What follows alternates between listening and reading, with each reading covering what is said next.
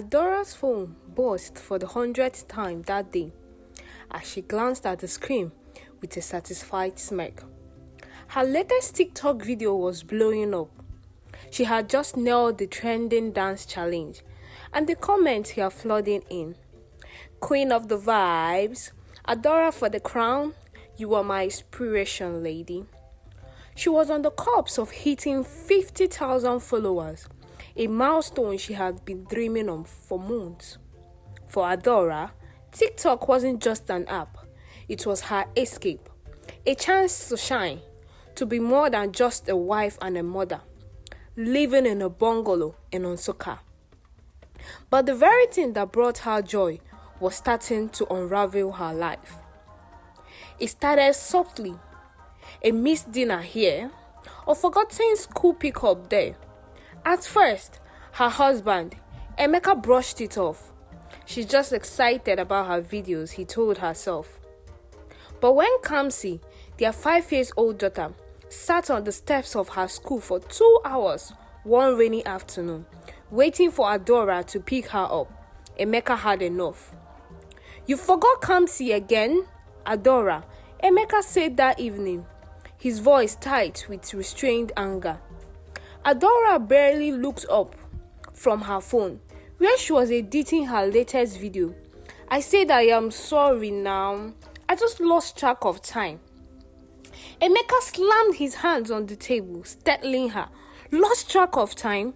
She was drenched in the rain, crying. While other kids slept with their parents, you didn't think she would remember that? Adora rolled her eyes, her patience wearing thin. Why are you making a big deal out of this? She's fine, isn't she? Emeka stared at her. Disbelief ached on his face. Adora, you weren't always like this. You used to care about this family. Now all you care about is your phone and strangers who don't even know you. Adora's jaw tightened. You don't get it, do you? This is my chance to be someone, to have a voice, to do something meaningful. Meaningful? Emeka said, laughing bitterly. You think dancing in your living room for likes is meaningful? What about your daughter? What about me? When was the last time we sat together and had the real conversation? Adora stood, her anger bubbling to the surface. You don't think I do enough? I take care of this house. I take care of Kamsi. And now I'm building something for myself. But no, it's never enough for you. Emeka shook his head, his expression unreadable. You're not building anything, my dear Adora. You are destroying everything. That night, Emeka's mother called. Mama, I can't do this anymore, he said, his voice heavy with exhaustion. Mama, Emeka sighed on the other end of the line. Nnam, you know I warned you about marrying her. She was always too flashy, too focused on appearances. Now see what it has come to. Emeka rubbed his temples. I don't need you to say this. I told you so, Mama. I need advice. What do I do? Bring Kamsi here, she said firmly. At least the child will be cared for. As for Adora, maybe losing her family will wake her up. Meanwhile, Adora was oblivious to the brewing storm. She spent the next morning perfecting her latest content, an elaborate kit that involved multiple costume changes. The living room was a mess, with clothes, wigs and props scattered everywhere. She barely noticed Kamsi tugging on her skirt. Mommy, I am hungry, Kamsi said softly. In a minute, honey. Hold on, Adora replied, distractedly, not looking away from her phone. In a minute, Kamsi wandered off, her little stomach rumbling as Adora continued filming. By the time she was done, it was nearly 2 p.m. Realizing she hadn't eaten either, she rummaged through the fridge for leftovers. It wasn't until Emeka stormed into the house that she remembered something important. "Where is Kamsi?" he demanded, his voice loud enough to make Adora jump. Adora blinked, confused.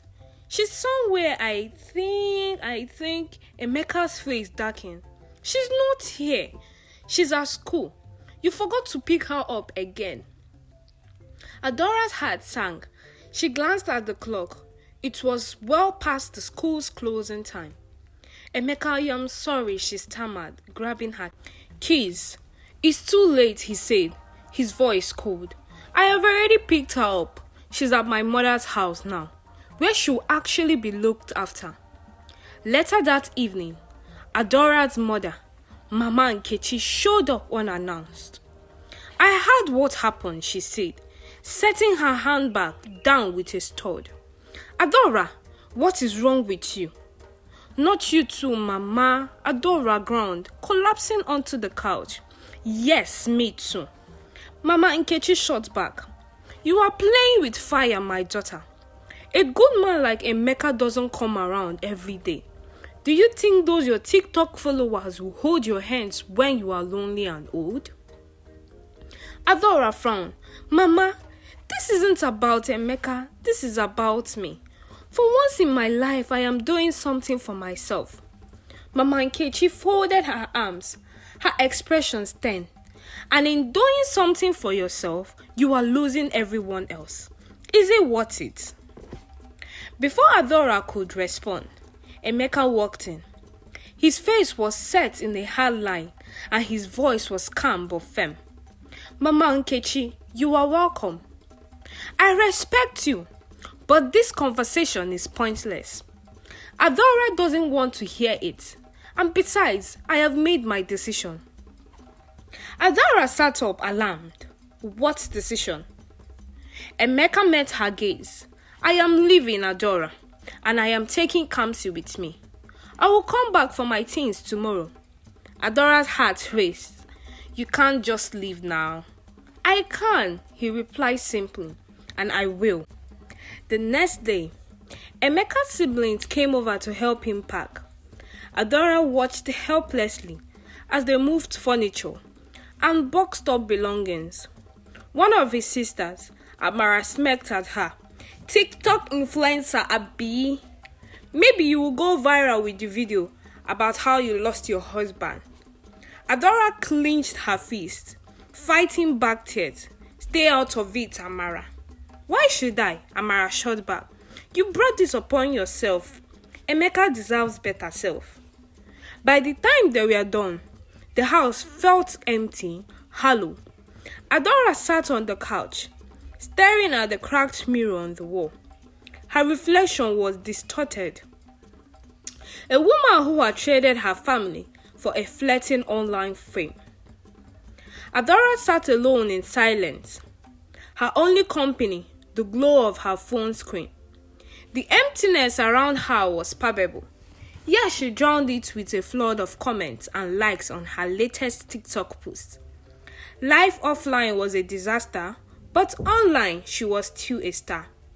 Her fans cheered on her, their words of admiration like balm to her wounded pride. "Adora, you are the queen of TikTok. Don't let the haters bring you down. Your husband is just jealous of your success." Their encouragement gave her a false sense of validation, fueling her need to prove that she was right, and the world her husband included was wrong. Days turned into weeks, and Adora threw herself deeper into TikTok. She created elaborate skits, partnered with other influencers, and even started monetizing her content. The money trickling in was a small comfort, enough to convince her that she was doing something worthwhile. But the tracks in her life widened.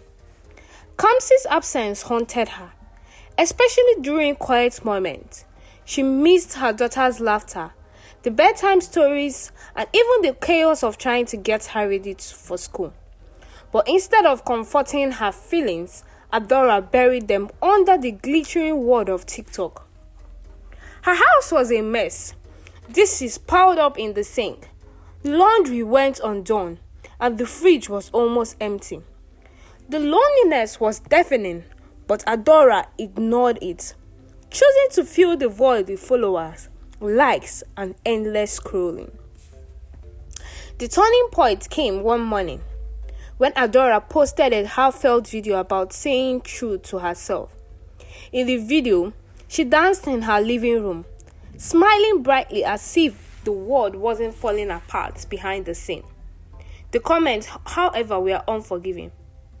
Is this the same woman who lost her husband and child to TikTok?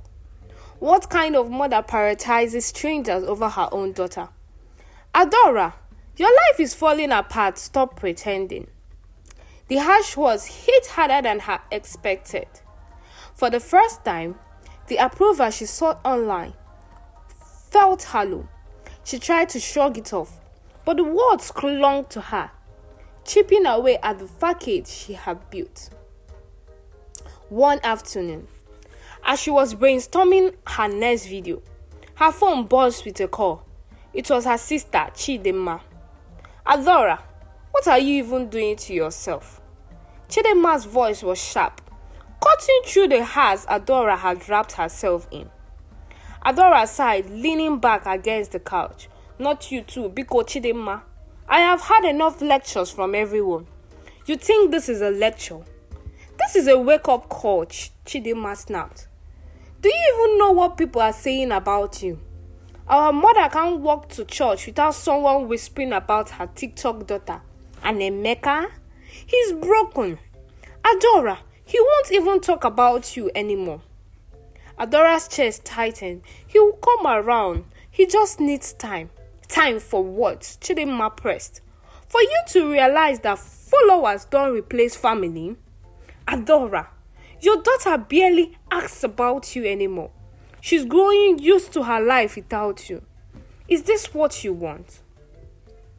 The words felt like a slap, and for a moment, Adora couldn't breathe. She ended the call, tossing her phone onto the coffee table. But the silence that followed was louder than any accusation Chidinma could have thrown at her. Adora tried to push forward. She filmed more videos, partnered with new influencers, and even bought better equipment to elevate her content. But the spark was gone. Her creativity felt forced, her smile strained. The numbers were growing, but so was the criticism. One day, as she scrolled through her comments, she came across a particular cutting one. It's so sad to see someone destroy their life for 15 seconds of fame. You used to be inspiring, Adora. Now you're just a cautionary tale. Her hands trembled as she set her phone down. The words echoed in her mind. Was this really what she had become? One late night, as Adora sat in her empty living room, she stumbled upon an old video of herself, Emeka, and Kamsi. They were laughing as they tried to bake a cake together, flour covering their faces, and the kitchen a complete mess. Tears streamed down her cheeks as she realized how far she had drifted from the version of herself. She missed them. She missed the warmth of family, the joy of small moments. Adora knew she had to make a change. The next morning, she sat down and filmed a video unlike any she had ever done before. There was no filter, no music, no skits, just Adora, raw and vulnerable. Hi everyone, she began, her voice trembling. I have been on this platform for a while now, and it's been an incredible journey. But somewhere along the way, I lost something of what truly mattered. My daughter, my marriage. She paused, wiping away a tear. I thought this platform would give me purpose, but instead it became a distraction. I have hurt the people I love the most, and I need to fix that.